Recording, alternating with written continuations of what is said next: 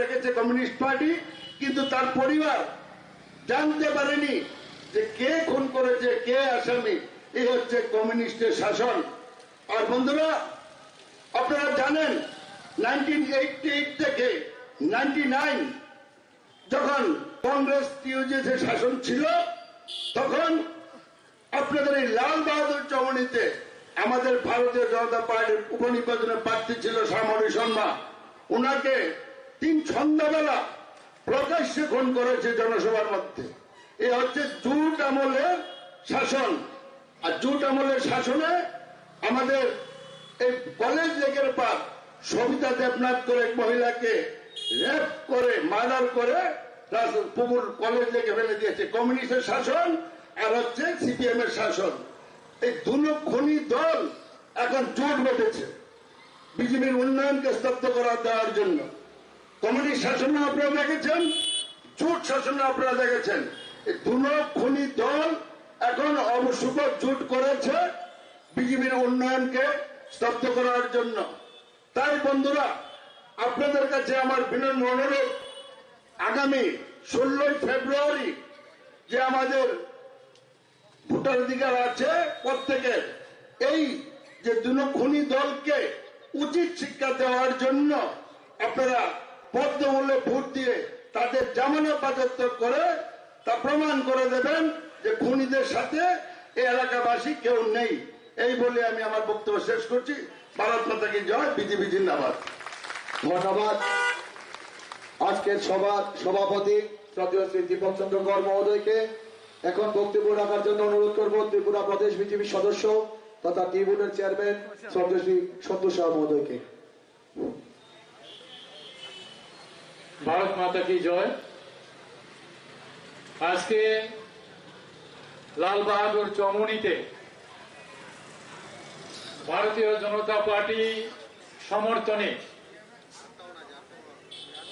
আমাদের প্রার্থী আদরণীয় রাজীব ভট্টাচার্যের সমর্থনে এই সভায় আমাদের মধ্যে ইতিমধ্যে উপস্থিত আছেন মন্ডল সভাপতি দীপক চন্দ্র কর মহোদয়, আসাম প্রদেশের মাননীয় মন্ত্রী রঞ্জিত দাস মহোদয় এবং আমার যারা বক্তব্য শুনছেন লাল বাহাদুর চৌমুহনী এলাকার সজ্জন মন্ডলী, আমাদের বিভিন্ন স্তরের যারা কার্যকর্তারা এই সভা আয়োজন করেছেন, সবাইকে আমার ব্যক্তিগত তরফে আন্তরিক অভিনন্দন জানাই। বন্ধুগণ, আলোচনা দীর্ঘক্ষণ রাখার ইচ্ছা থাকলেও সুযোগ নেই এই কারণ আমাদের এই সবার পারমিশন রাত 8টা পর্যন্ত। সুতরাং প্রার্থী আসবেন, প্রার্থী বিস্তারিত বক্তব্য রাখবেন এবং আমাদের এই এলাকার প্রার্থী আপনাদের সামনে কথা বলবেন।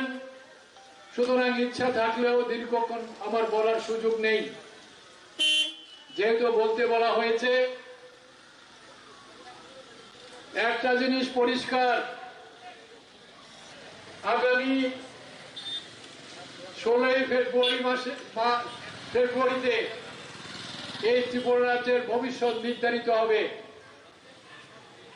আজকে আমাদের যশস্বী প্রধানমন্ত্রী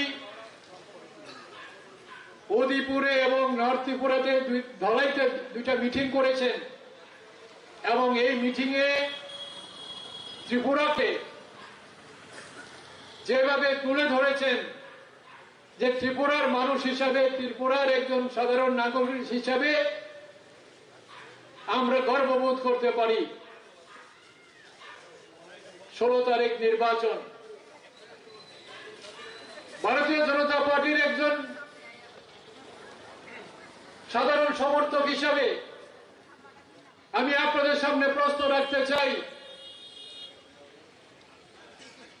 আমাদের বিরুদ্ধে যারা এই নির্বাচনে অংশগ্রহণ করেছে তাদের নির্বাচনে ইস্যুটা কি? এই রাজ্যে আমরা কমিউনিস্টের শাসন দেখেছি 35, এই রাজ্যে কংগ্রেসের শাসন আমরা দেখেছি 35। 70 বছর দুটা রাজনৈতিক দলের শাসন আমরা দেখেছি। মন্ডল সভাপতি বিস্তারিত বলার চেষ্টা করেছেন যে এই 70 বছর শাসনে এই রাজ্যের মানুষ একটা দুর্বিষহ যন্ত্রণার মধ্যে জীবনযাপন করছিল। সাধারণ মানুষই বলুন, ব্যবসায়ী বলুন, কর্মচারী বলুন, একটা জুলুমবাজির মধ্যে এই রাজ্যটাকে দীর্ঘ বংশাক্ষরে এরা ফেলে রেখেছিল। 2018 সালে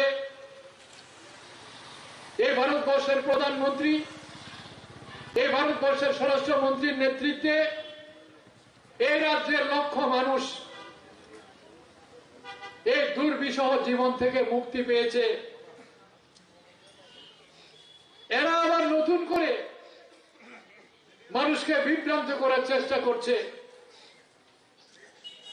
আমি যদি এখানে দাঁড়িয়ে কথা বলি, তাদের বিরুদ্ধে সারা রাত কথা বলা যাবে।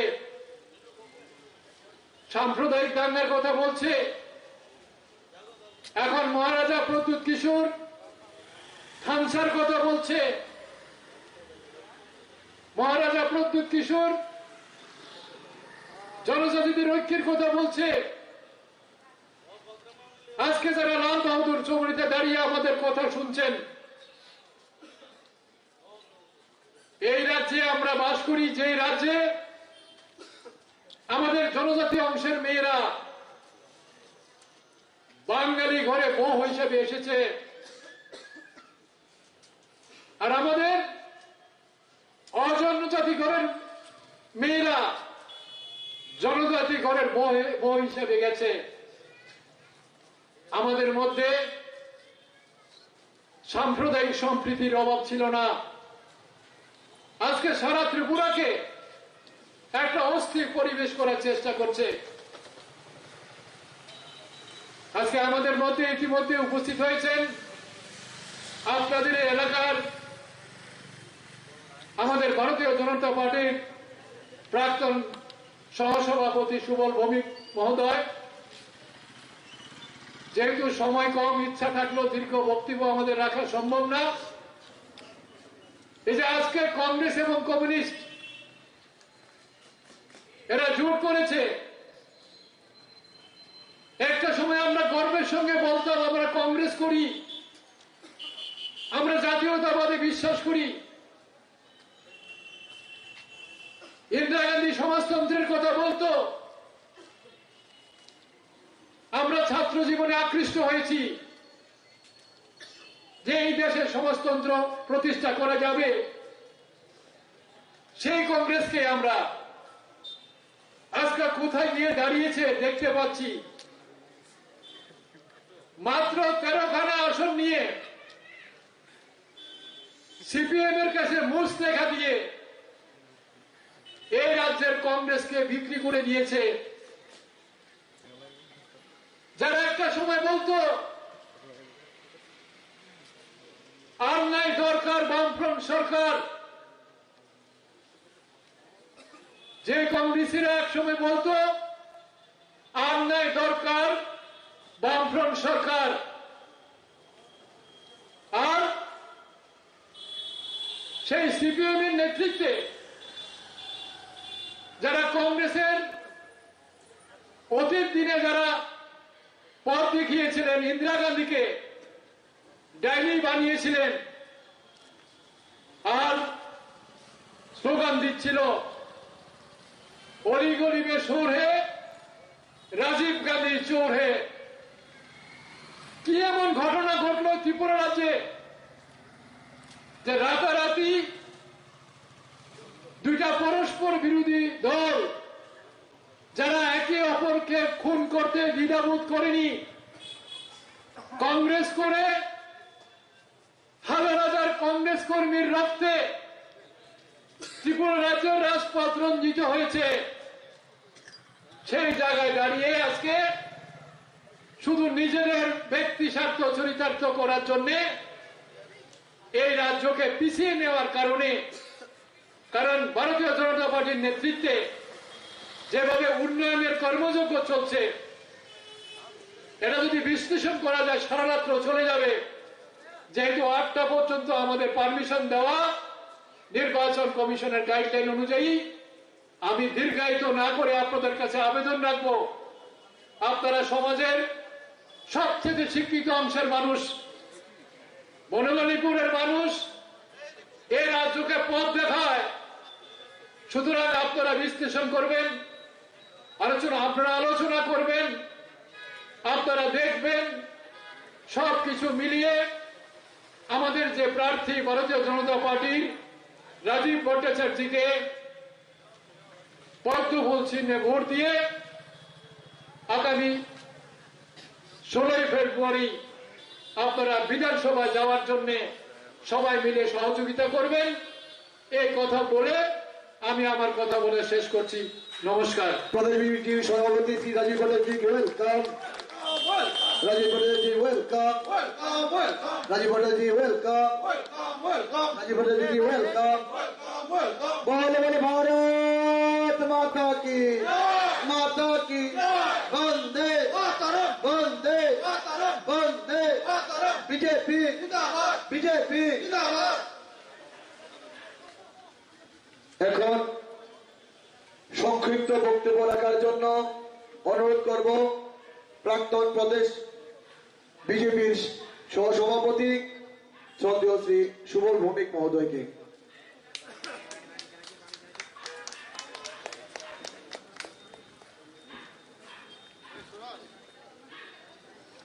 ভারতীয় জনতা পার্টি নয় বনমালীপুর কেন্দ্রের প্রার্থী সর্বজন শ্রদ্ধেয় রাজীব ভট্টাচার্যের সমর্থনে আজকে এই শুভ সন্ধ্যায় এই লালবাহাদুর চৌবনীতে যে নির্বাচনী সভা, এই সভায় মঞ্চে উপবিষ্ট আমাদের প্রার্থী আসাম থেকে আগত আসাম ক্যাবিনেটের একজন বরিষ্ঠ মন্ত্রী, মন্ডল সভাপতি দীপক কর মহোদয়, টি বোর্ডের চেয়ারপারসন সন্তোষ শাহ মহোদয়। আমি খুব 2 মিনিটের মধ্যেই শেষ করব, আমি অনেক দূর থেকেও এসেছি। দীর্ঘ বক্তব্যরা সময় নেই, কারণ প্রচারের প্রায় শেষ লগ্ন। মন স্থির করে নিয়েছেন। যখন মানুষ মন স্থির করে নেয় তখন সিদ্ধান্ত থেকে কিছুতেই, গণতন্ত্রের এটাই সবচেয়ে বড় উৎসব, সংবিধান প্রদত্ত সবচেয়ে বড় অধিকার, ভোটাধিকার, যেটা আপনারা আগামী 16ই ফেব্রুয়ারি প্রয়োগ করবেন। একটা উৎসবের মতো আমি বিশেষ করে এই নির্বাচনে যেটা লক্ষণীয়, একটা বিরাট অংশের মায়েরা বোনরা সক্রিয়ভাবে এই নির্বাচনী উৎসবে সামিল হয়েছে। বিশেষ করে আমাদের রাজ্যে 5 বছর আগে একটা সরকার ভারতীয় জনতা পার্টির নেতৃত্বে, আপনারা জানেন 5 বছরের মধ্যেও একটা বিরাট সময় সারা দেশের, সারা বিশ্বের সঙ্গে কোভিড মহামারীর কারণে একটা বড় সময়, প্রায় 2 থেকে 2.5 বছর সেইভাবে সরকার কাজ করতেও পারেনি। তারপরেও এই অল্প সময়ের মধ্যে কেন্দ্রে ভারতীয় জনতা পার্টির সরকার, রাজ্যে ভারতীয় জনতা পার্টির সরকার, আমাদের প্রিয় প্রধানমন্ত্রী বলেছিলেন ডাবল ইঞ্জিন সরকার করে দিন, উন্নয়নের যজ্ঞ বইবে। আক্ষরিক অর্থে উনি ওনার কথা রেখেছেন। এখন রাজ্যবাসীর আমাদের দায়িত্ব যে দ্বিতীয়বারের জন্য এই রাজ্যে একটা রাষ্ট্রবাদী তথা ভারতীয় জনতা পার্টির সরকার গঠন করে।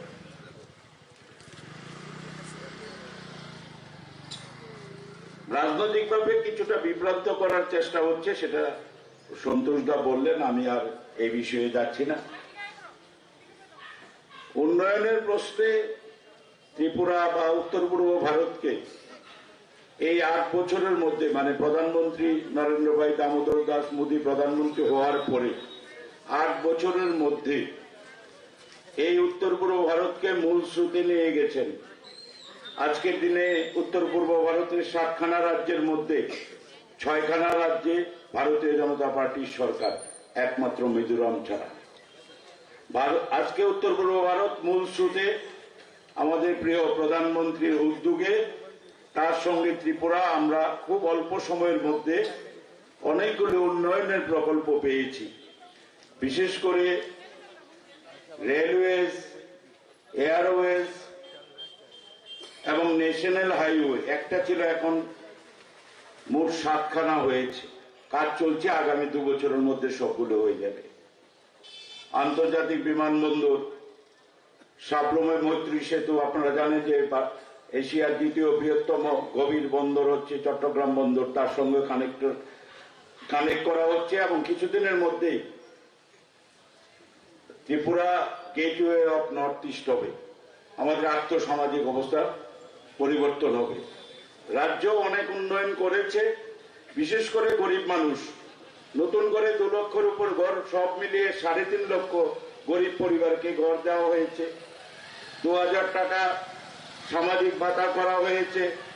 কর্মচারীরা এককালীন 12%, প্রায় মোট 20% তাদের মর্গ ভাতা পেয়েছেন। অনেক যোজনা, আমি সবগুলো নাই বললাম।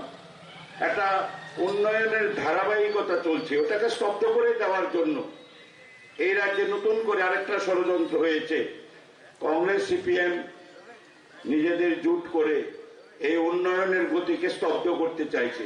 আপনারা আপনাদের বিবেক দিয়ে, আপনাদের উপলব্ধি, অনুভব দিয়ে আপনারা ভেবে দেখুন, যদি দিল্লিতে এই সরকারটা না থাকতো, ভারতীয় জনতা পার্টির সরকার, ত্রিপুরা রাজ্যে কর্মচারীদের বেতন দেওয়াই দুষ্কর হয়ে যেত, কঠিন হয়ে যেত। সুতরাং আমাদের মতো প্রত্যন্ততম রাজ্য, আমরা বড় রাজ্য নয়, আমাদের দিল্লির সাহায্যে, কেন্দ্রের সাহায্যে এগিয়ে যেতে হবে। কেন্দ্রের রাজ্যে একই সরকার না থাকলে আমাদের অনেক সমস্যা সম্মুখীন হতে হয়। যে ধারাবাহিক উন্নয়নের যোগ্য চলছে, সেটাকে ত্বরান্বিত করার জন্য 16ই ফেব্রুয়ারি আমাদের রাজ্যে আমরা নিশ্চিত, যেভাবে মানুষ রাজপথে নেমেছে, সারা রাজ্যে আমরা ঘুরছি, দেখছি, যেখানে যাচ্ছি মানুষ এই ভারতীয় জনতা পার্টির পক্ষে যেভাবে উজ্জীবিত হয়ে আছেন এবং রাস্তায় নেমেছেন দ্বিতীয় সরকার ত্রিপুরায় দেওয়ার জন্য, সত্যি আমরা অভিভূত। আর আপনারা শহরের মানুষ, বুদ্ধিজীবী মানুষ, আপনারা আপনাদের চিন্তা চেতনা থেকে ভেবে দেখুন, এই সরকারটা যেভাবে কাজ করছে, সেই কাজটাকে বা সেই উন্নয়নটাকে ত্বরান্বিত করা যায় কিনা। যাই হোক, রাজনীতি থাকবে, নির্বাচন থাকবে, আমরা আমাদের আর্থসামাজিক রাজনৈতিক অবস্থানটাও আমরা একটু ভাবতে হবে।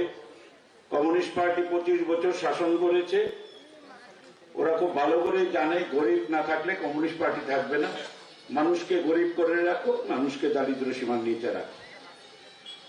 আমরা ভারতীয় জনতা পার্টির পক্ষে একমাত্র সেই প্রান্তিক অন্তর্দয় মানুষটার কাছে পৌঁছানোর চেষ্টা হচ্ছে এবং সেটা সম্ভবও হচ্ছে।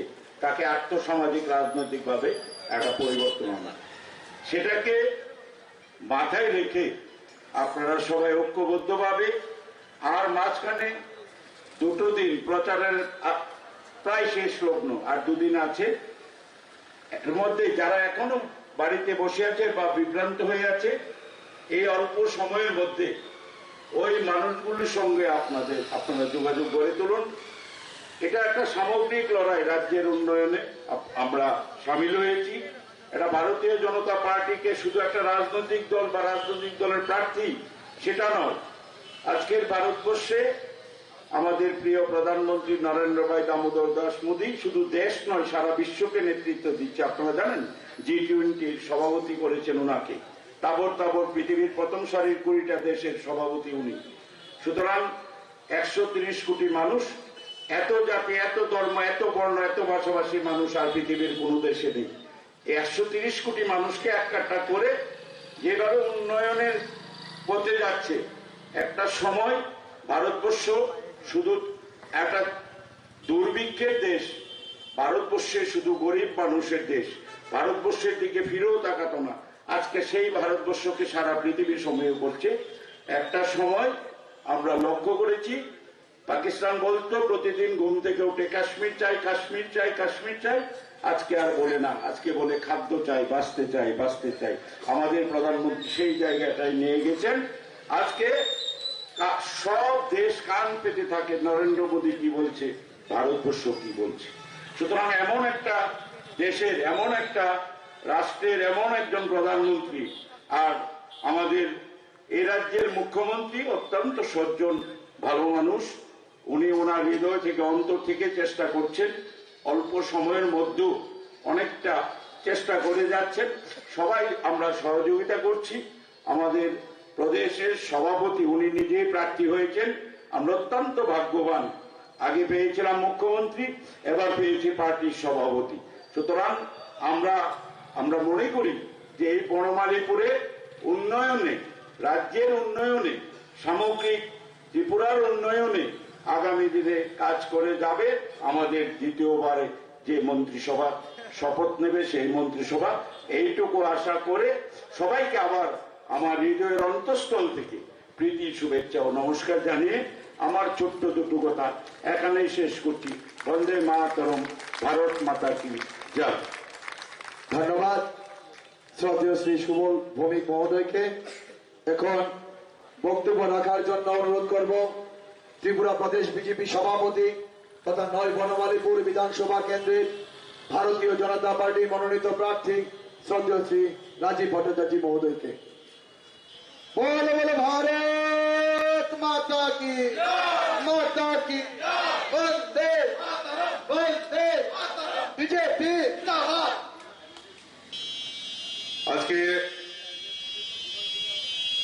এই বনমালীপুর কেন্দ্রের নির্বাচনী যে সভার আয়োজন করা হয়েছে, উক্ত সভায় সভাপতিত্ব করছেন আমাদের মণ্ডলের সভাপতি আদরণীয় শ্রী দীপঙ্কর মহোদয়।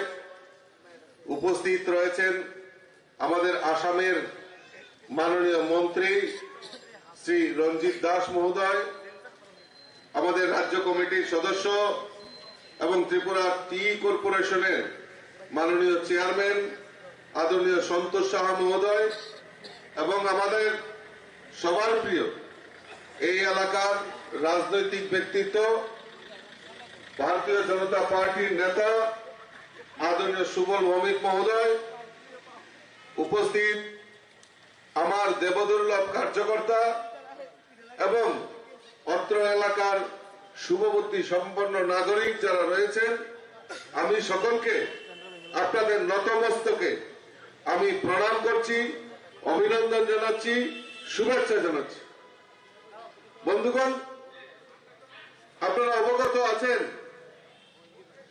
যে আগামী 16 ফেব্রুয়ারি আমাদের এই ত্রিপুরা রাজ্যে বিধানসভা নির্বাচন সংগঠিত হবে। এই নির্বাচনে ভারতীয় জনতা পার্টির এই সমর্থনে ভারতীয় জনতা পার্টিকে আপনারা কেন ভোট দেবেন, এই কথাগুলি তুলে ধরার জন্য আমরা আজকে সমবেত হয়েছি। বন্ধুগণ, আজকের বর্তমান রাজনৈতিক প্রেক্ষাপটে আজকে 9 বনমালীপুর থেকে আমাকে দল মনোনীত করেছেন যে আমি এই কেন্দ্র থেকে পদ্মফুল চিহ্নে লড়াই করব এবং মানুষের জন্য, মানুষের আশীর্বাদ নিয়ে মানুষের জন্য কাজ করার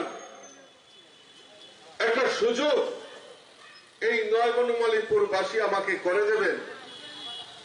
তাই এই কেন্দ্র থেকে আমি ভারতীয় জনতা পার্টির মনোনীত প্রার্থী হয়েছে। বন্ধুগণ, 2023-এ এই যে বিধানসভা নির্বাচন সংগঠিত হবে, এই নির্বাচনকে সামনে রেখে আজকে ত্রিপুরা রাজ্যে নূতন করে রাজনৈতিক সমীকরণ করা হয়েছে। আজকে ত্রিপুরা রাজ্যে কংগ্রেস এবং সিপিএম একত্রিত হয়ে আজকে ত্রিপুরা রাজ্যের বিধানসভা নির্বাচনে তারা উপনীত হয়েছে। কেন এক জায়গায় হয়েছে? আজকে কংগ্রেস এবং সিপিএম, আমরা ত্রিপুরা রাজ্যের মানুষ জানি, কমিউনিস্টরা আন্দোলন করত,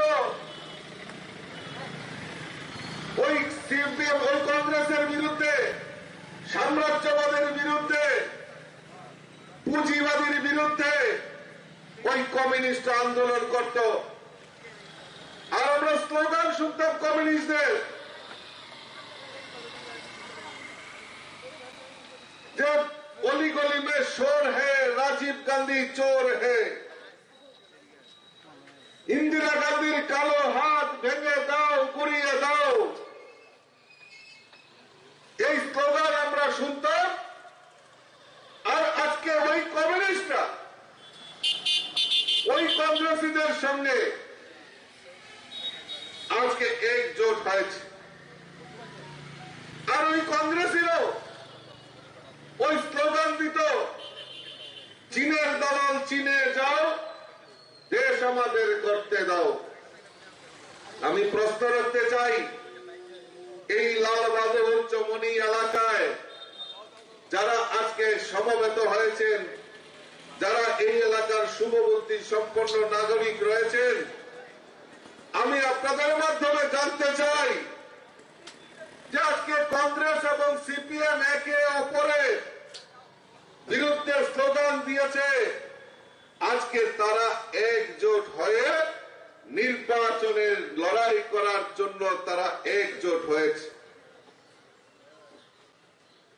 আমি প্রশ্ন রাখতে চাই ওই কংগ্রেসীদের কাছে, আজকে ত্রিপুরা রাজ্যে ওই কংগ্রেসীরা তাদের দুর্বলতা প্রকাশ করেছেন, কমিউনিস্ট তাদের দুর্বলতা প্রকাশ করেছেন।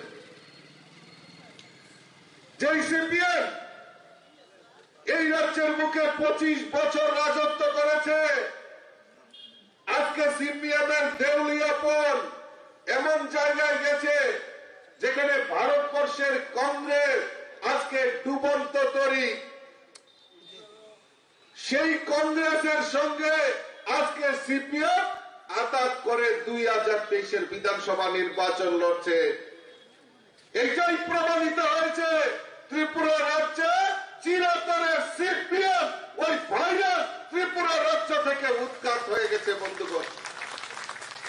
আর কংগ্রেস বিরোধী দল খালি 5 বছর পর নির্বাচন আসলে তাদের ওই নেতাদের চেহারা দেখা যেত, আর কি বলতো, এইবার আয়া বলতেছে, আয়ালই আইলে আমরা চুল্লালাম। আর দেখা যেত আজকে তারা কংগ্রেস কংগ্রেস বলে চিৎকার করছেন, ওই তাদের নির্বাচনের আগের দিন, রেজাল্টের ঘোষণার আগের দিন তাদের মোবাইলের সুইচ অফ হয়ে যেত। কারণ তারা জানতো ওই দিল্লিতে সোনিয়া গান্ধী আর প্রকাশ করাতরা সমঝোতা হয়ে যেত, আর সমঝোতা হয়ে এই ত্রিপুরা রাজ্যকে সিপিএম এর হাতে বিক্রি করে দিত। আর ওই কংগ্রেসি নেতা যারা আজকে ছটং পটং করছে, তাদের বাড়িতে মোটা মোটা সুটকেস চলে যেত। এটা ত্রিপুরা রাজ্যের মানুষ জানে ভালো করে। ত্রিপুরা রাজ্যের মানুষ জানে ওই কংগ্রেসীদের চরিত্র আজকে ত্রিপুরা রাজ্যে 25টা বছর ধরে কমিউনিস্টরা শাসন করেছে, আর ওই কংগ্রেসীদের কাঁধে ভর করে তারা আজকে এই 25টা বছর কমিউনিস্টরা রাজ্যের বুকে রাজত্ব করেছে। আমি প্রশ্ন রাখতে চাই, এই এলাকায় বহু কংগ্রেসী নেতা রয়েছেন, আমি ব্যক্তিগতভাবে চিনি, দীর্ঘদিন ধরে লড়াই সংগ্রাম করেছেন, সিপিএম এর বিরুদ্ধে আন্দোলন করেছেন, আর সিপিএম এর বিরুদ্ধে আন্দোলন করার বলে তাদের বাড়িতে সমস্ত সুযোগ সুবিধা থেকে শুরু করে সমস্ত কিছু থেকে বঞ্চিত হয়েছেন যারা কংগ্রেস কর্মী।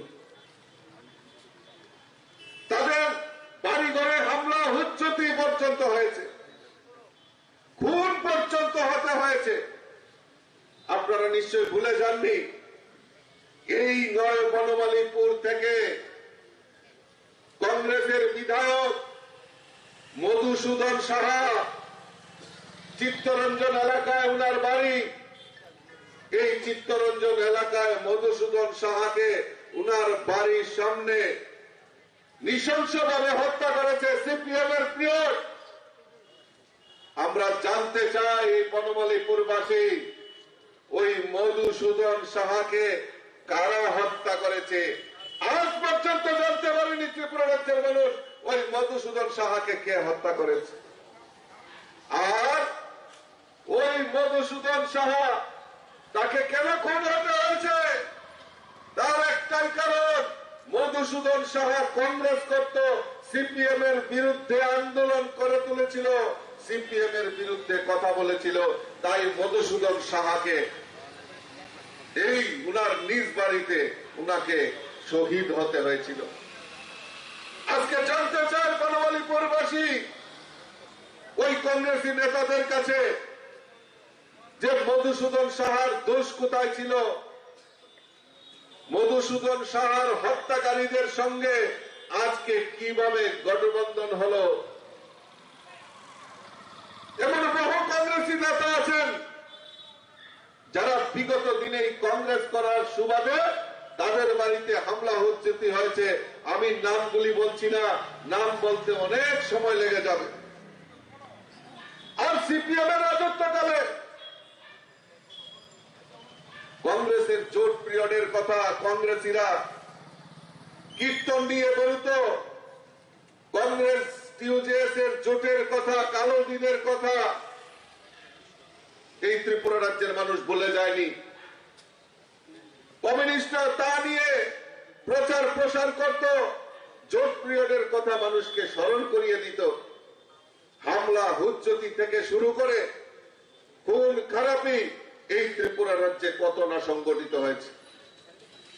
আজকে আমরা লাল বাহাদুরে চমুনিতে আমরা সভা করছি, আপনারা নিশ্চয় ভুলে যাননি 1990 সালে 6 আগরতলা কেন্দ্রে আমাদের সেই উপনির্বাচন হচ্ছিল, ভারতীয় জনতা পার্টির প্রার্থী হয়েছিলেন শহীদ শ্যামহরি শর্মা। ঠিক আমার পেছনটায় ওই শ্যামহরি শর্মাকে ওই কালো দিনের সময় উনাকে নৃশংসভাবে এই সভা চলাকালীন অবস্থায় উনাকে শহীদ করা হয়েছিল, উনাকে হত্যা করা হয়েছিল। আর সেই সময় এই লাল বাহাদুর এলাকায় আমাদের ভারতীয় জনতা পার্টির নেতা আমাদের ব্রজেশ চক্রবর্তী, আজকে উনি নেই, সেই ব্রজেশ চক্রবর্তীর একটা পা খোয়াতে হয়েছিল, রাখাল চক্রবর্তীর পা খোয়াতে হয়েছিল। আমরা জানি ত্রিপুরা রাজ্যের মানুষ ওই কালো জোটের কথা, কালো দিনগুলির কথা, আজকে সেই কমিউনিস্টরা আজকে সমস্ত আদর্শ নীতি সমস্ত কিছু উপেক্ষা করে ওই যারা কালো দিনের কথা স্লোগান করত তাদের সঙ্গে আঘাত করেছে। সারা ভারতবর্ষে কংগ্রেসের অবস্থান আজকে নেই, বরং ডুবন্ত তরি তার সঙ্গে কমিউনিস্টরা আঘাত করেছে। আর কংগ্রেসীরা যারা বিরোধী দল বলতো, ত্রিপুরা রাজ্যে প্রধান বিরোধী দল ছিল, আজকে কংগ্রেসীদের অবস্থা দেখুন, মাত্র 13টি আসনে লড়াই করছে আর দিবা স্বপ্ন দেখছেন যে 2023-এ ওই কংগ্রেস সিপিএম মিলিতভাবে ত্রিপুরা রাজ্যকে ক্ষমতায় নিয়ে আসবে। দিবা স্বপ্ন দেখছেন। আমি প্রশ্ন রাখতে চাই আপনাদের মাধ্যমে, এই এলাকা থেকে যিনি প্রার্থী হয়েছেন, কংগ্রেসের প্রার্থী, গত 2 দিন আগে উনি একটা মিছিল করেছেন। অবশ্য আমার সৌভাগ্য হয়নি দেখার জন্য। আমার মহিলা মোর্চার সভানেত্রী উনি সেই মিছিলটা দেখেছেন, কারণ উনিও সেদিন একটা স্কোয়াডিং নিয়ে বেরিয়েছিলেন। আর দেখছেন এই এলাকার যিনি বিধায়ক মানে কংগ্রেসের প্রার্থী হয়ে লড়াই করছেন, সেই দীর্ঘদিনের লড়াকু নেতা, কংগ্রেসের নেতা আজকে এই কেন্দ্র থেকে প্রার্থী হয়েছেন। উনি এক কাঁধে সিপিএম এর ফ্ল্যাগ আর এক কাঁধে কংগ্রেসের ফ্ল্যাগ নিয়ে স্লোগান দিতে দিতে উনি মিছিল করছেন। লজ্জা থাকা উচিত তাদের, লজ্জা থাকা উচিত। কর্মীদের কাছে কিভাবে মুখ দেখাবে তারা? আরেকজন ঠিক আমার কেন্দ্রের ঠিক সংযুক্ত এলাকায় 6 আগরতলা যিনি প্রার্থী হয়েছেন, সেদিন শুনলাম উনিও নাকি মুখ দিয়ে ইনকলাব জিন্দাবাদের স্লোগান দিয়েছে। অদ্ভুত ব্যাপার,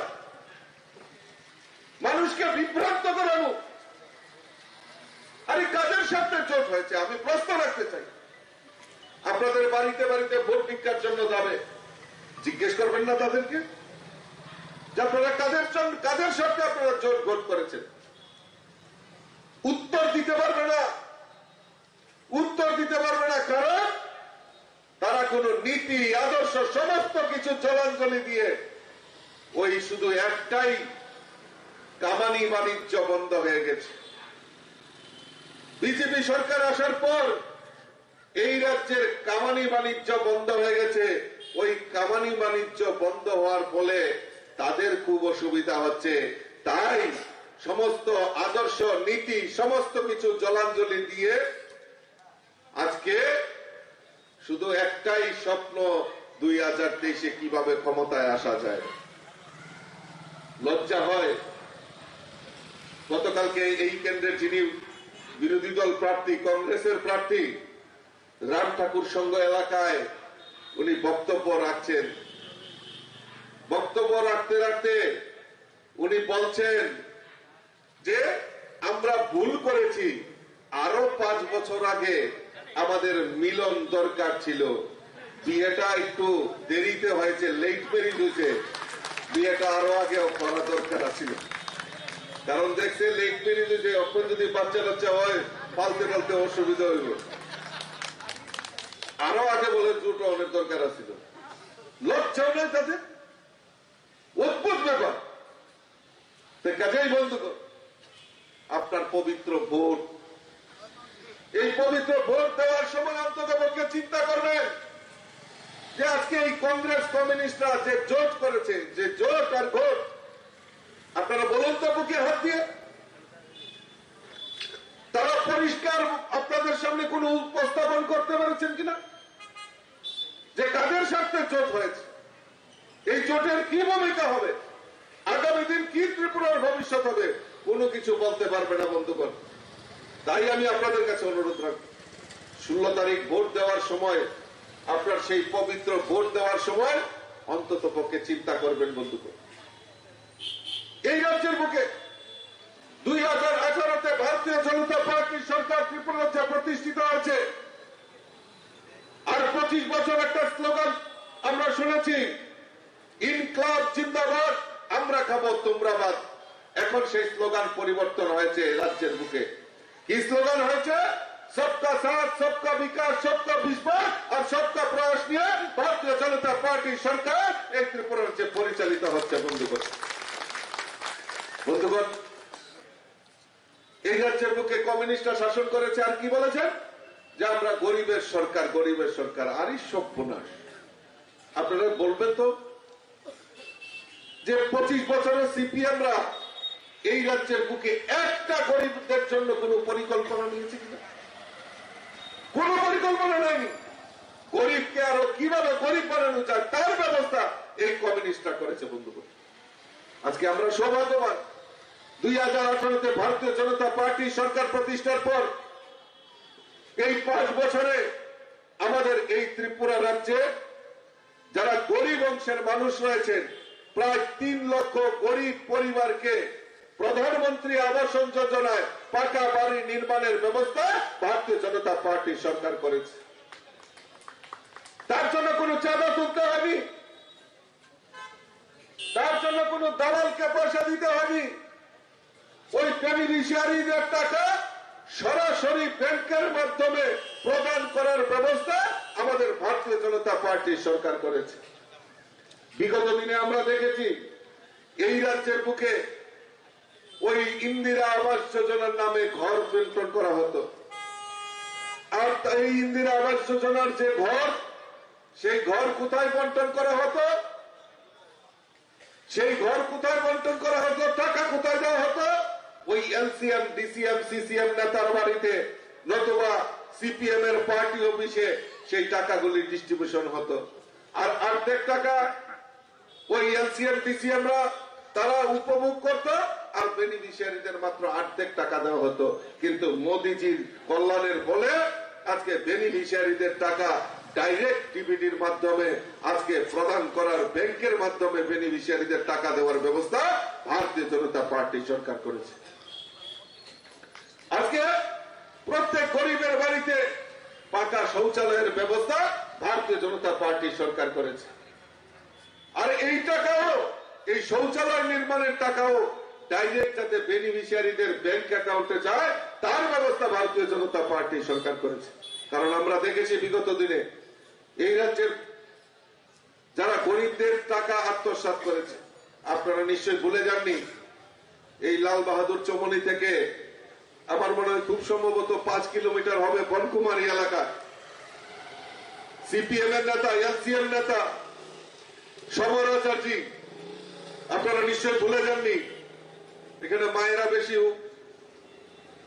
মাত্রায় উপস্থিত আছেন। সমর আচার্যী এলসিএম নেতা কি করেছেন? 20 লক্ষ টাকার বিছানার উপর ঘুমাচ্ছেন, মোবাইলে ছবি তুলছেন, উল্লাস করছেন।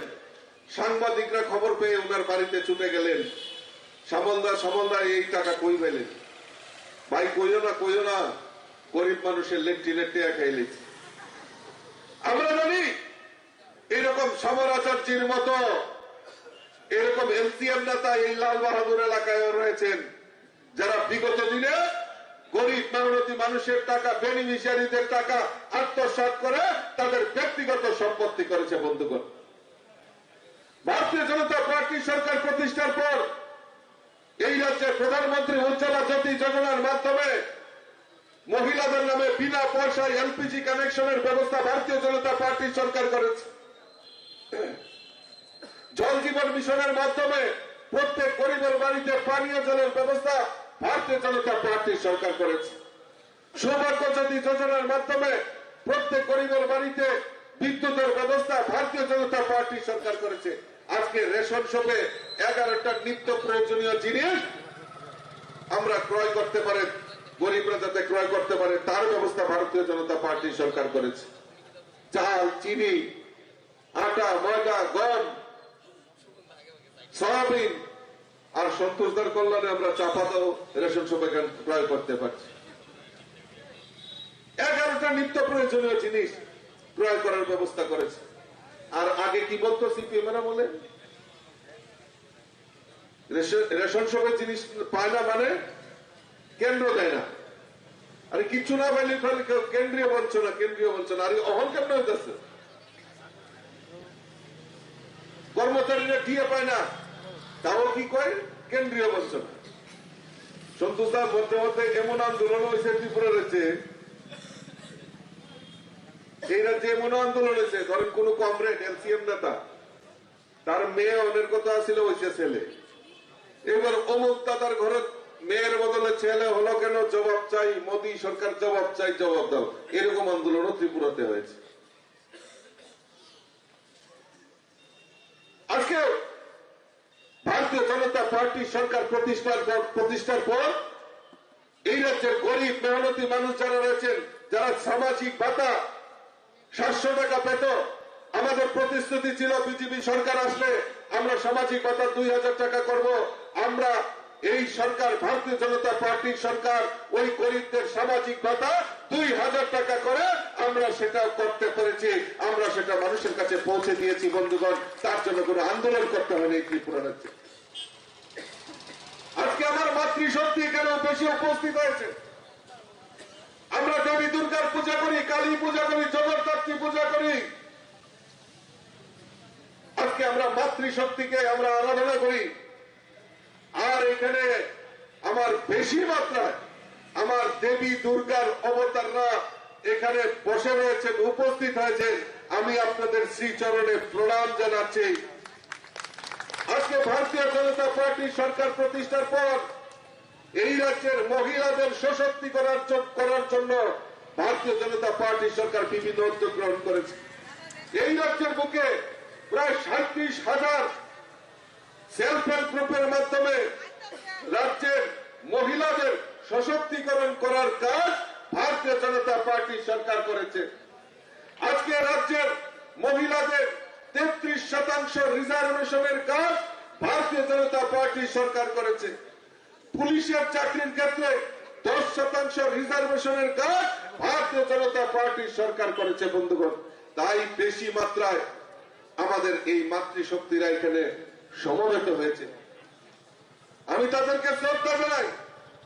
আর 2018-তে আমার এই দেবী দুর্গার অবতাররা 10 হাত নিয়ে যখন বেরিয়েছিল, আর তখন এই ত্রিপুরা রাজ্যে অসুরকে নাশ করে এই ভারতীয় জনতা পার্টিকে ক্ষমতায় নিয়েছিল আজকে আমার এই মাতৃশক্তিরা।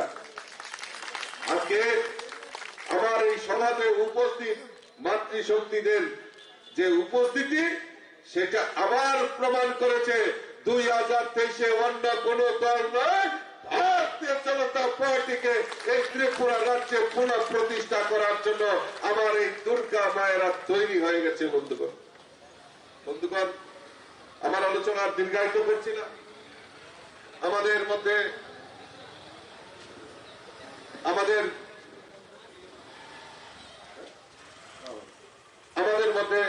আমাদের প্রাক্তন মুখ্যমন্ত্রী, এই এলাকার যিনি বিধায়ক 2018-তে, উনি কিছুক্ষণের মধ্যে আপনাদের মধ্যে উপস্থিত হবেন। আমি আমার আলোচনা দীর্ঘায়িত করছি না। আমি শুধু একটুকু আপনাদের কাছে করজোড়ে আবেদন রাখবো যে 16 তারিখ আপনাদের পবিত্র ভোটদানের দিন। ওই দিন আমি এলাকার ছেলে, আমি নয় বনমালীপুরে আমার জন্ম কর্ম সমস্ত কিছু এই নয় বনমালীপুরে রাখছি।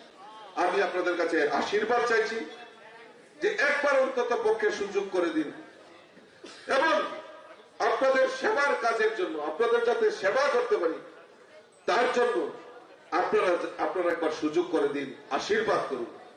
এই আবেদনটুকু রেখে আমার আলোচনা শেষ করছি। বন্দে মাতরম, ভারত মাতা কি জয়, বিজেপি জিন্দাবাদ। তবে আমার সঙ্গে একবার মুষ্টি বন্ধ করেন আমার মেয়েরা, দুর্গা মায়েরা, মুষ্টি বন্ধ করেন। অসুররা নাশ করতে হবে, মুষ্টি খুলে রাখবেন না। বলুন ভারত মাতা কি, ভারত মাতা কি, ভারত মাতা কি।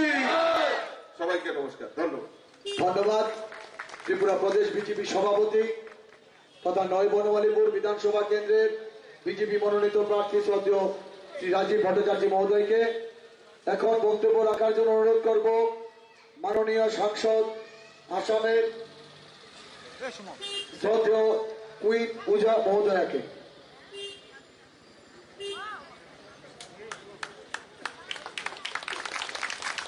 নমস্কার। ভারত মাতা কি, ভারত মাতা কি। Rajib Bhattacharya, Rajib Bhattacharya, BJP, BJP, Narendra Modi, Narendra Modi. ধন্যবাদ। সবাইকে আমার নমস্কার। আজ সকালবেলায় আমি গুয়াহাটি থেকে আগরতলা এসেছি।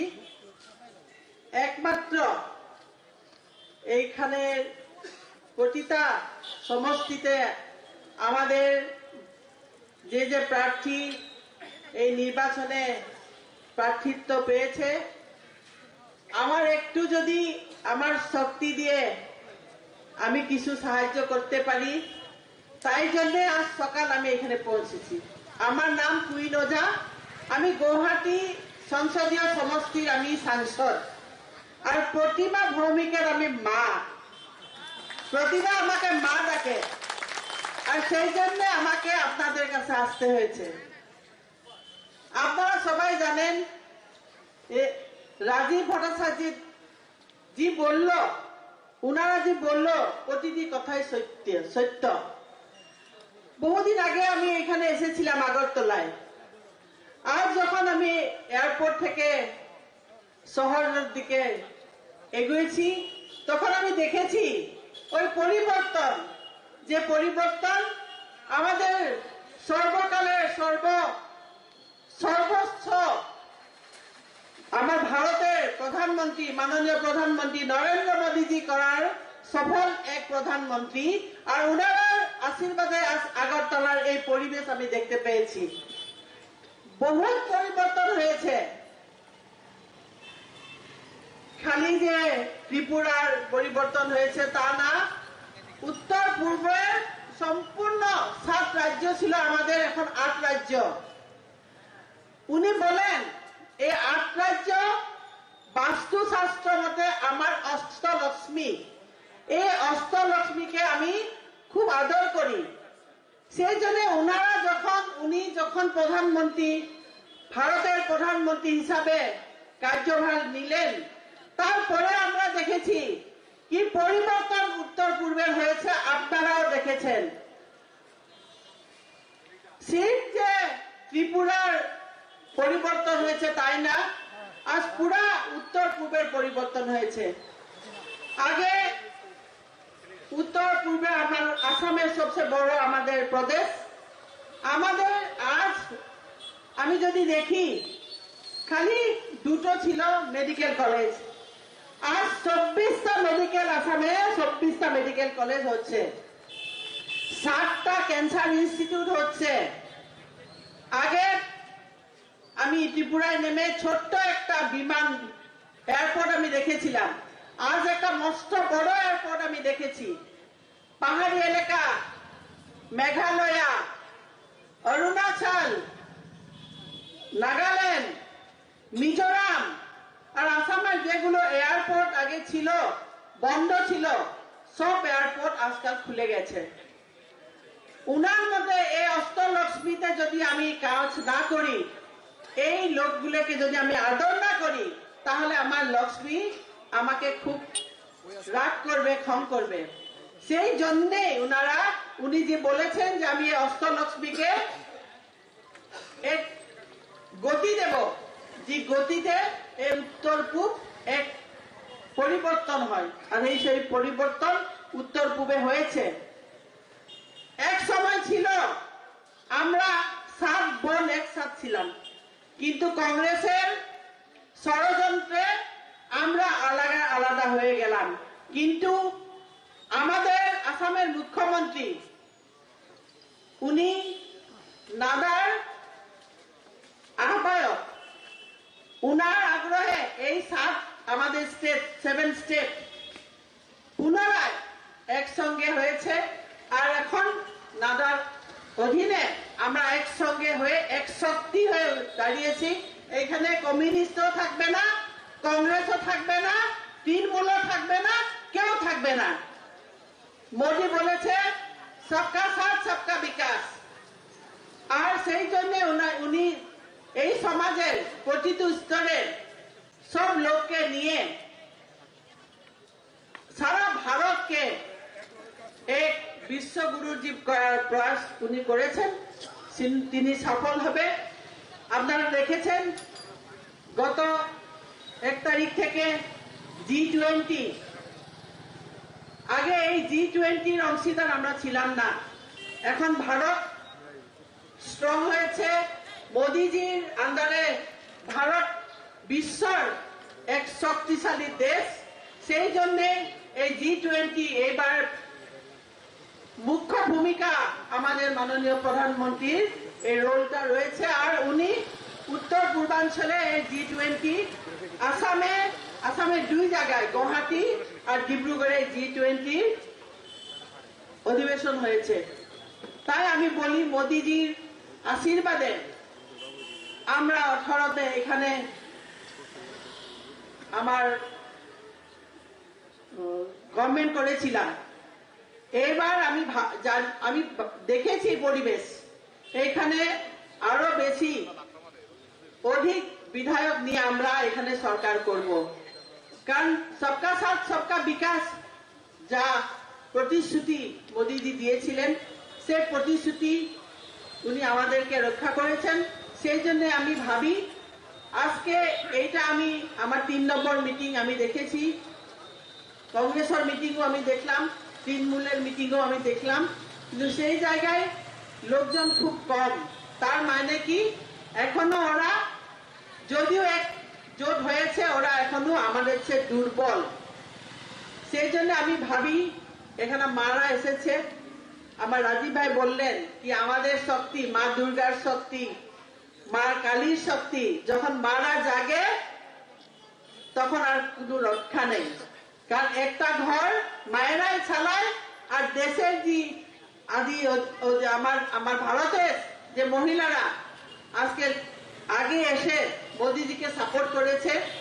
কারণ মায়েরা সকালবেলা যখন উঠে বিছানা থেকে, তখন থেকে শুরু করে রাত অব্দি, সকাল উঠেই যে ঘরে স্নান করে ওইটাই মোদিজি দেওয়া, তারপরে সিলিন্ডার দিয়েছে ওইটাই মোদিজি দেওয়া, ঘর দিয়েছে ওইটাই মোদিজি দেওয়া, বিভিন্ন স্কিমস মোদিজি মহিলাদের জন্য, স্টুডেন্টদের জন্য, আমাদের বেটিদের জন্য মোদিজি দিয়েছে। সেই জন্য আজ মোদিজি জনপ্রিয়। কারণ মোদিজি চায় দেশের সব জাতি জনজাতি, আমার মহিলারা দেশে প্রত্যেক স্তরে এগুক, আর তার সেই জন্য আজ মহিলাদের জন্য বহুত স্কিম মোদিজি রেখেছে। আর ওই স্কিমের দ্বারা আমাদের মহিলারা আত্মনির্ভর যে ভারত, এক স্বপ্ন মোদিজি, সেই আত্মনির্ভর ভারত দিকে এগিয়েছে।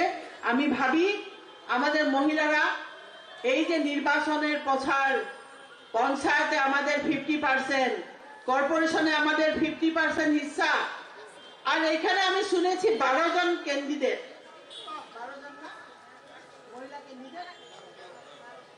12 জন মহিলা ক্যান্ডিডেট। আমাদের এখনকার মিনিস্টার, আমার প্রাক্তন দলের সভাপতি, উনাকে আমি বলতে চাই, আমরা আগরতলাকে এক যে করলো আগরতলা মহিলাকে সম্মান দেওয়ার, আসামেও আমরা যদি এরকম করি, আমি ভাবি আসামেও আমাদের বোনেরা আগন্তুক দিনে এরকম সুবিধা পাবে। আমি বেশি বলবো না, কারণ ওনারা আমার ভাই রঞ্জিত দাস নিশ্চয় বলবে, আর বলেছে যে আমাদের প্রেসিডেন্ট প্রাক্তন মুখ্যমন্ত্রী এখানে আসবে, উনিও বলবেন। আমি খুব ভালো করে বাংলা বলেছিলাম আগে, কিন্তু এখন না বলতে আমার একটু প্রনাউন্সিয়েশনের গন্ডগোল হয়ে গেছে, সেই জন্য আপনারা মাফ করবেন। খালি আজকে আমি একটাই কথা বলি, যদি ত্রিপুরার উন্নতি লাগে, যদি উত্তর পূর্বের উন্নতি লাগে, প্রথমেই শুরু হয় এই ত্রিপুরা দিয়ে। এই রাস্তা ত্রিপুরা দিয়ে শুরু হয়, অরুণাচল পর্যন্ত এই রাস্তা যদি খুলে যায়, আমি ভাবি উত্তর পূর্বাঞ্চলে খালি এক রাজ্যে আমরা এখন শাসন করি না, সব রাজ্যে আমরা শাসন করব মোদিজির আশীর্বাদে। উত্তর পূর্ব আরো আগবে, আরো ভালো হবে, সবার ভালো হবে, তাই কামনা করি। আর রাজীব ভাইয়ের জয়ের কামনা করে প্রত্যেক ব্যক্তি এখানে যে উপস্থিত আছে সবাইকে আমি শ্রদ্ধা জানিয়ে, আর আমাদের বোনগুলোকে আমার আন্তরিক ধন্যবাদ জানিয়ে আমার বক্তব্য এখানে আমি সমাপ্ত করেছি। ধন্যবাদ। ধন্যবাদ মাননীয় সাংসদ শ্রী কুইন ওঝা মহোদয়াকে। এখন বক্তব্য রাখার জন্য অনুরোধ করব আসাম প্রদেশের প্রাক্তন ভারতীয় জনতা পার্টির সভাপতি তথা আসাম প্রদেশের সম্মানিত মন্ত্রী শ্রদ্ধেয় রঞ্জিত দাস মহোদয়কে।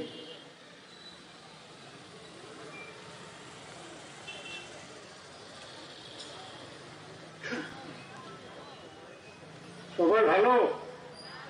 সবাই ভালো আছেন তো?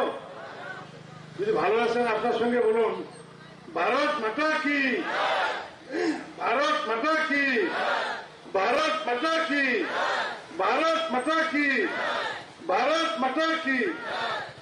আজকের এই জনসভায় উপস্থিত থাকা আমাদের ত্রিপুরা প্রদেশের ভারতীয় জনতা পার্টির সভাপতি এবং এই বনমালীপুরের প্রার্থী আমাদের সম্মানের রাজীব ভট্টাচার্য মহাশয়, মঞ্চে উপবিষ্ট আমাদের গুয়াহাটি থেকে আগত গুয়াহাটির সাংসদ কুইন ওঝা মহাশয়, মঞ্চে উপবিষ্ট আমাদের নেতা সন্তোষ সাহা মহাশয় এবং আমাদের এই বনমালীপুরের আমাদের সভাপতি দীপক কর মহাশয় এবং সমগ্র মা বোনেরা, সমগ্র জনগণরা, আমি সবাইকে আমার আসাম প্রদেশ থেকে সবাইকে নমস্কার জানাচ্ছি।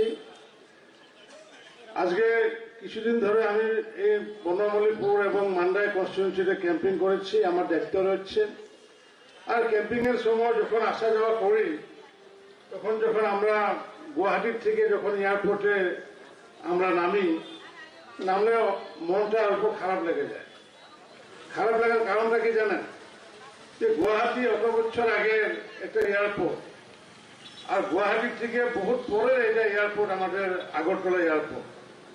কিন্তু এয়ারপোর্ট দেখে মনে হয় যে যা দারুণ উন্নতি হচ্ছে আমাদের আগরতলা এয়ারপোর্ট, আজ পর্যন্ত কিন্তু গুয়াহাটিতেও এইরকম এয়ারপোর্ট নাই। তাই আমি ভাবি আপনারা সৌভাগ্যবান।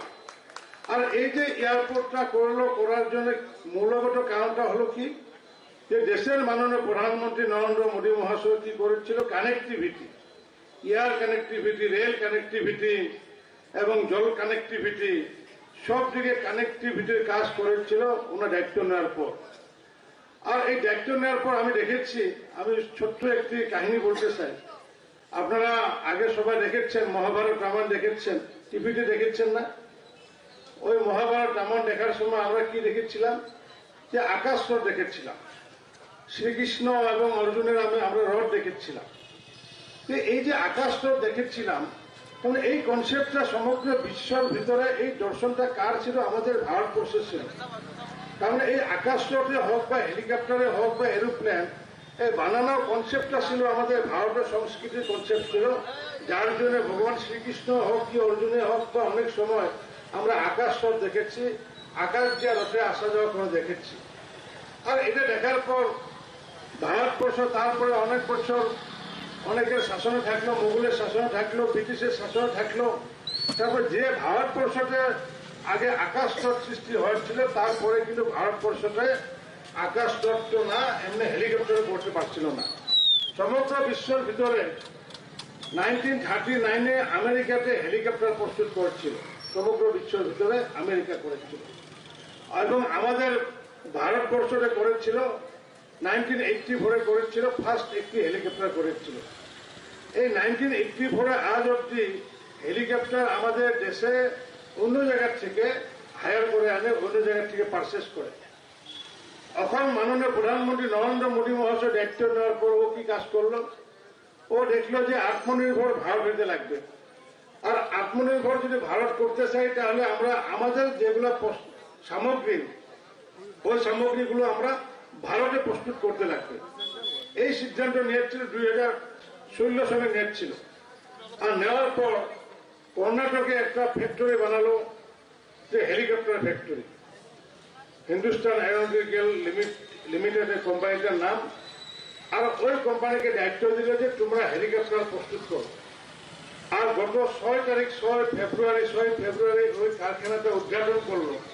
আর উদ্ঘাটন করে ওই দিন ডিক্লেয়ার করলো যে ওই কারখানাতে, কর্ণাটকের কমতুরে এই কারখানাতে 1000 হেলিকপ্টার প্রস্তুত হচ্ছে। তো এটা আমাদের ভারতের জন্য কি দারুণ একটা খবর।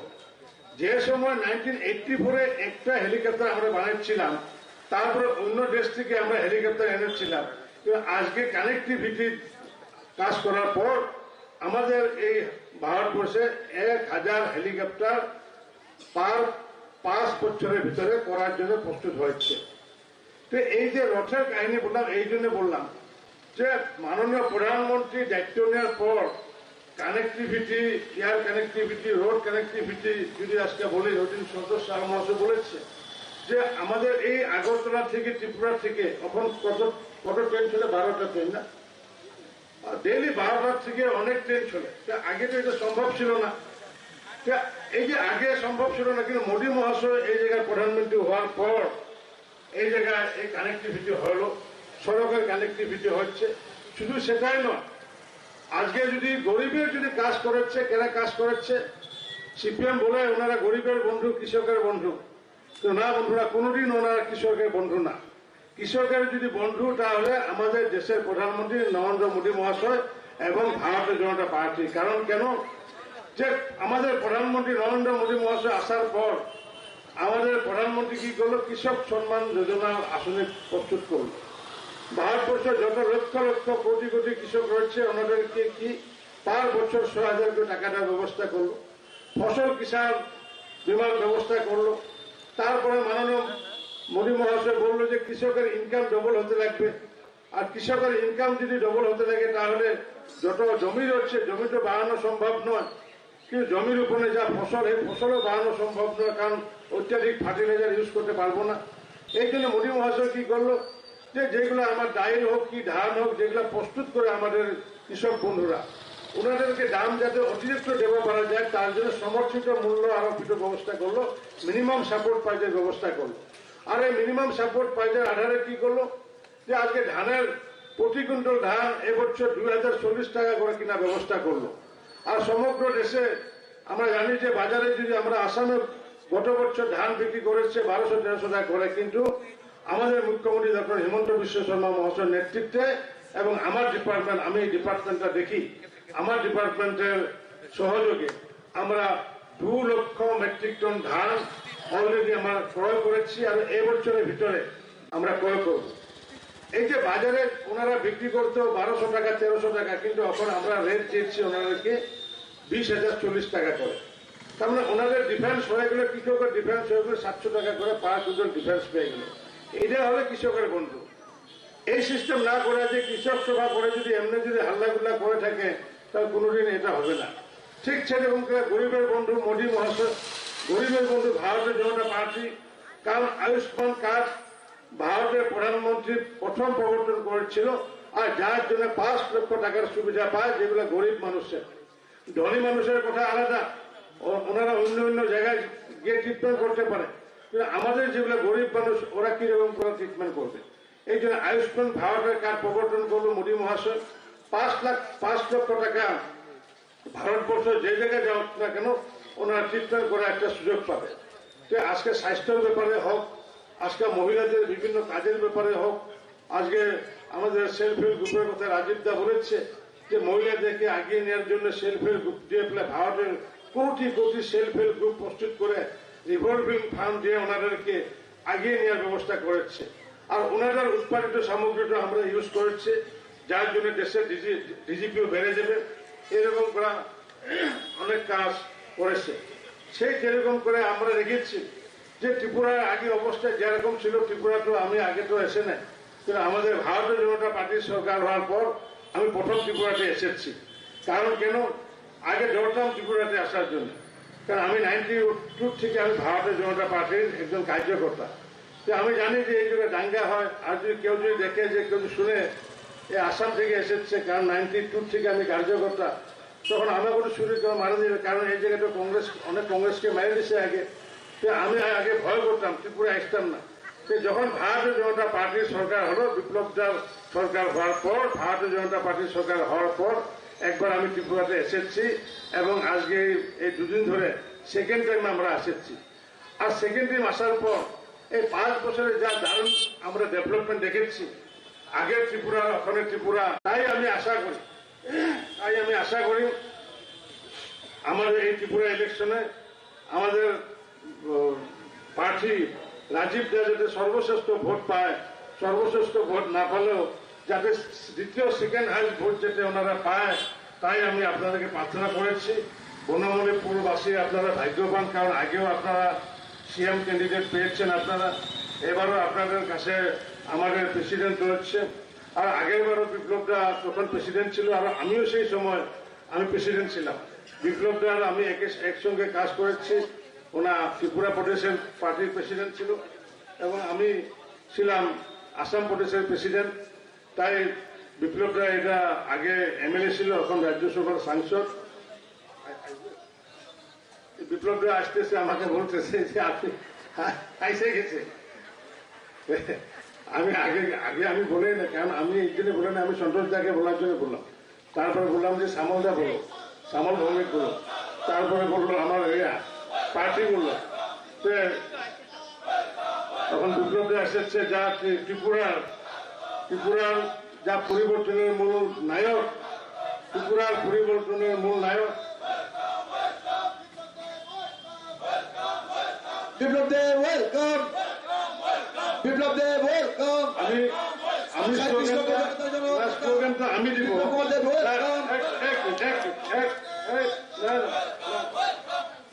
একটা বিপ্লবদের জন্য আমি একটা স্লোগান দিব, আর একটা অ্যাপ্রোপ্রিয়েট স্লোগান হবে যে এটা আমি আপনারা ধরুন যে ত্রিপুরার পরিবর্তনের মূল নায়ক বিপ্লব দা জিন্দাবাদ, ত্রিপুরার পরিবর্তনের মূল নায়ক বিপ্লব দা ওয়েলকাম। এরকম হতে লাগে, কারণ পরিবর্তন করেছে তো বিপ্লবটা করেছে গত 5 বছর। সবাই একবার হাত তুলে দেন, ধন্যবাদ। ওখানে আমি বিপ্লবটাকে আমি বলেছি, কারণ আমি এই সমষ্টির ইনচার্জ। আর বিপ্লবটা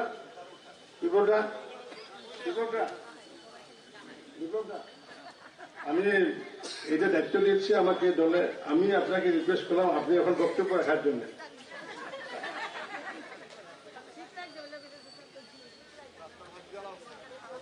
भारत माता की वंदे वंदे बीजेपी बीजेपी।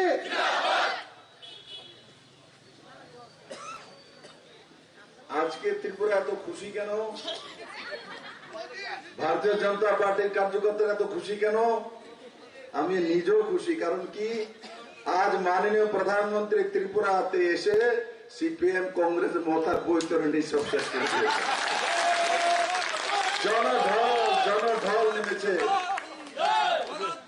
বাড়িতে লোকজন ছিল কিনা সন্দেহ। যেমন র্যালি উদয়পুরে হয়েছে, তেমন আমবাসাতে যেমন জনজাতি নেমেছে, তেমন জাতি জনজাতি মিরাজস্থল ত্রিপুরেশ্বরী মন্দিরে যে নগরী, সেখানে যে জনঢল, আজ পর্যন্ত এত বড় ইতিহাস, এত বড় র্যালি কোনদিন উদয়পুরবাসী দেখেনি। আজ মাননীয় প্রধানমন্ত্রীর নেতৃত্বে সেই র্যালি দেখেছে। আমাদের মধ্যে রঞ্জিত দা,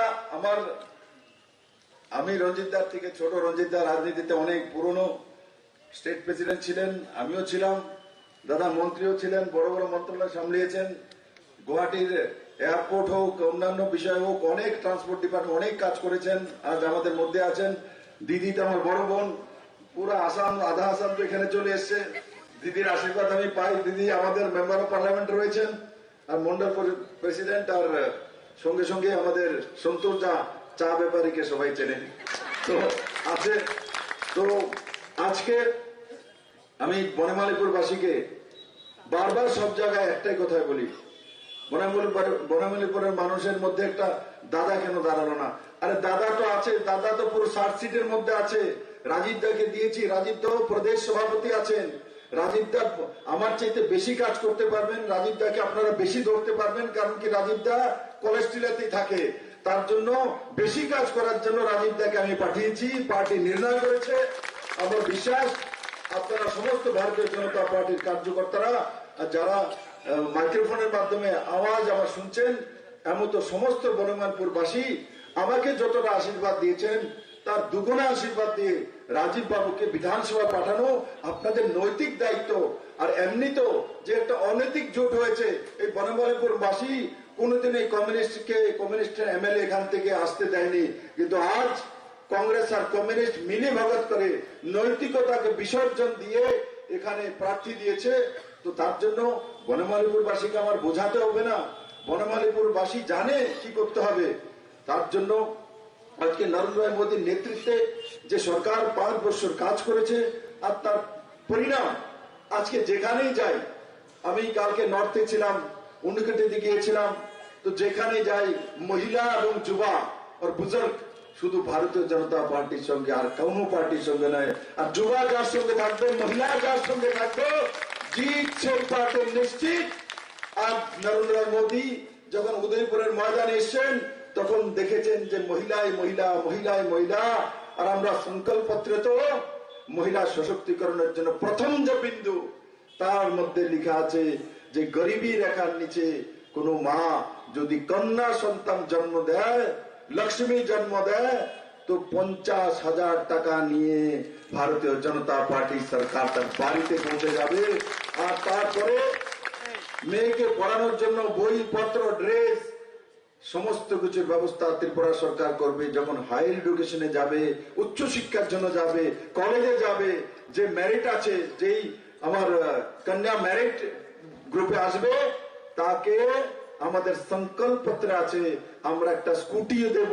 সেই স্কুটি দিয়ে কলেজে যাবে, আবার স্কুটি দিয়ে বাড়িতে আসবে, আবার মাঝে মাঝে মাকে নিয়ে মার্কেটিংও করাবে, পেছনে বসিয়ে দেবে। আবার মার্কেটিং এর জন্য কিছু খরচা, স্টাইপেন্ড, এও ভারতীয় জনতা পার্টির সরকার দেবে। তাই মহিলা সশক্তিকরণ আসলে কাজ যদি কেউ করেছে, তো নরেন্দ্র মোদীর নেতৃত্বাধীন ত্রিপুরা সরকার করেছে। বন্ধুরা, সেলফ হেল্প গ্রুপ ত্রিপুরা में মাত্র 5,000 ছিল 25 বছরের সরকারে, আর আজ ত্রিপুরাতে 5 বছরে ভারতীয় জনতা পার্টি প্রায় 49,000 সেলফ হেল্প গ্রুপ, আর তার মধ্যে প্রায় 4 লাখ বোনেরা স্বনির্ভর ও স্বরোজগারী হয়েছে। এদের জন্য এবার আমাদের সংকল্প পত্রে আমরা লিখেছি, আমরা কমিটমেন্ট করেছি যে আমাদের বোনেদের সেলফ হেল্প গ্রুপ যারা রয়েছে, ফান্ডিং TRLM, URLM তো থাকবেই।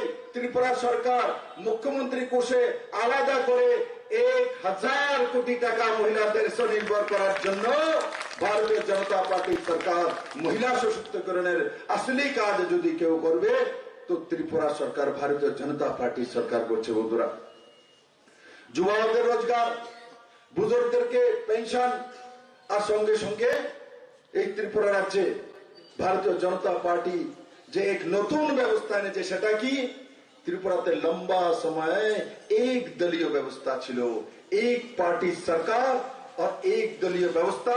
আর সিপিএম যারা করবে তারাই সুবিধাভোগী হবে, তারাই সুবিধা পাবে, তারাই চাকরি পাবে। আবার চাকরি দিয়েও সিপিএম রাখতেও পারে না 10,323 চাকরি। কে খেয়েছে? ওনাদের সাথী যখন লিডার অফ অপোজিশন ছিলেন, 6 আগরতলা ওনার প্রার্থী, উনি এই হাইকোর্টে কেস করে 10,323 চাকরি খাওয়ার ব্যবস্থা করেছেন, দিয়েছেন ওনারা, খেয়েছেন ওনারা। জবাব এবার 23 নির্বাচনে তাদেরকে দিতে হবে। তাই বন্ধুরা, ভারতীয় জনতা পার্টির এই সরকার যে একদলীয় ব্যবস্থার অবসান ঘটিয়েছে, কমিউনিস্ট যাওয়ার পর সেই মন্ত্র নিয়ে ত্রিপুরা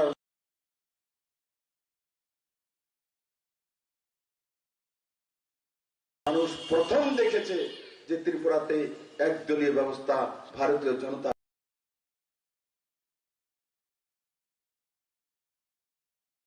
পার্টি লাগু করেনি। বন্ধুরা, আমরা জল দিয়েছি, তো 2024 পর্যন্ত সবার ঘরে জল দেব। যে ভারতীয় জনতা পার্টি না করবে, যে মিছিলে না আসবে, বরং তার ঘরে সবার আগে আমরা জল পৌঁছে দেব। প্রধানমন্ত্রী আবাস যোজনার ঘর কমিউনিস্ট পার্টি বিগত 5 বছরে মাত্র 48,000 ঘর দিয়েছিল। এও সদলীয়দের ভারতীয় জনতা পার্টির সরকার আসার পর 5 বছরে আমরা 3.5 লাখ ঘরের স্যাংশন এনেছি। আর তার মধ্যে 2011 সেন্সাস অনুসারে যে কমিউনিস্ট অনুসারে আমরা সমস্ত কমিউনিস্টের বন্ধুদেরকে সবার আগে ঘর দেওয়ার ব্যবস্থা করেছি। বরং ভারতীয় জনতা পার্টির পৃষ্ঠা প্রমুখ মন্ডলের কার্যকর্তারা এখনো প্রধানমন্ত্রী আবাস যোজনা পাকা ঘর পায়নি, কিন্তু কমিউনিস্টের বন্ধুরা পাকা ঘর পেয়ে গেছে। এর মধ্যে তফাৎ ভারতীয় জনতা পার্টি আর কমিউনিস্ট পার্টির মধ্যে। বিজলি আমরা সবার জন্য ব্যবস্থা করেছি। আমরা 5 কিলো করে চাউল সবার জন্য ব্যবস্থা করেছি, কোভিডের টিকাকরণ সবার জন্য ব্যবস্থা করেছি। ভারতীয় জনতা পার্টির সরকার এই ত্রিপুরা রাজ্যে মানুষের যে বিশ্বাস হারিয়ে ফেলেছিল একদলীয় ব্যবস্থাই চলবে, সেই বিশ্বাস হারিয়ে যাওয়া যে স্থিতি থেকে বের করে এনে এক স্বনির্ভর স্বরোজগারী ত্রিপুরা, আত্মনির্ভর ত্রিপুরা, জব ক্রিয়েটরের ত্রিপুরা, এক নতুন ত্রিপুরা, এক উদ্যমী ত্রিপুরা, এক শক্তিশালী ত্রিপুরা, মায়েদের ত্রিপুরা, ভাইদের ত্রিপুরা, শ্রমিকদের ত্রিপুরা, সরকারি কর্মচারীদের ত্রিপুরা। কাউকে এবার আন্দোলন করে কোনো কিছু নিতে হয় না, আপনি আপ সবকিছু হয়। কোন সরকারি কর্মচারী তাদের অ্যাডক প্রমোশনের জন্য আন্দোলন করেননি, বিনা আন্দোলনে আমরা অ্যাডক প্রমোশন দিয়েছি, যেটা 12 বছর যাবৎ কমিউনিস্ট পার্টি কোর্টের বাহানা দিয়ে ত্রিপুরা রাজ্য করছিল না। আমরা 7th পে স্কেল দিয়েছি, যেটা কমিউনিস্ট পার্টি কখনো দেয়নি। আমরা 20% দিয়ে দিয়েছি, যেটা কমিউনিস্ট পার্টি কোনোদিনই এত বড় দিয়ে পোর্শন দেয়নি। বন্ধুরা, এখন ওনার একটা ম্যানিফেস্টো বের করেছে, ইস্তেহার, তার মধ্যে লিখে রেখেছে আমরা ক্ষমতায় আসলে আমরা ওল্ড পেনশন লাগু করব। আমি বলবো কমিউনিস্টের বন্ধুদেরকে, প্রথম কি কেরালাতে ওল্ড পেনশন লাগু করেন, সেখানে আপনার সরকার আছে, লাগান। এদিকে পাইচারি না করবেন, আর পাইচারি ত্রিপুরাতে করবেন না, ধক্কাবাজি ত্রিপুরার মানুষের সঙ্গে কর্মচারীর সঙ্গে না করা। আর এমনি তো মোদির ডাবল ইঞ্জিন সরকার আছে বলে আমরা এই যে সরকারি কর্মচারীদের 7th পে স্কেল এবং 20% দিয়ে তার মধ্যে 2700 কোটি টাকা যায়। এই 2700 কোটি টাকা এক্সট্রা ডাবল ইঞ্জিনের সরকার আছে বলে আমরা আনতে পেরেছি। কোনদিনে কমিউনিস্টের সম্ভব ছিল না। কমিউনিস্ট সরকারি কর্মচারীদের দিয়ে মিছিল মিটিং করিয়ে দিতে হবে, ডিএ বাড়াতে হবে, 7th পে স্কেল দিতে হবে, এই আকাশ বাতাসে করবে এবং আন্দোলন করাবে।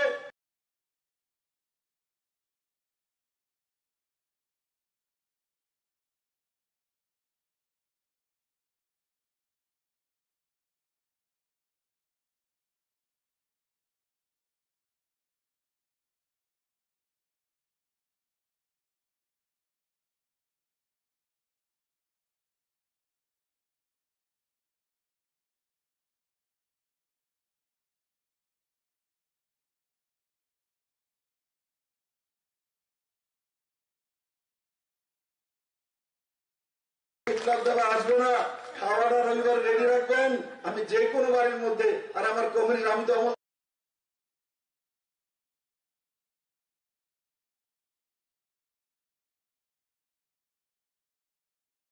বাড়িতে চলে দেবো আমাকে ডাকলে, আর আমাকে খাওয়ান, আমি চলে আসবো।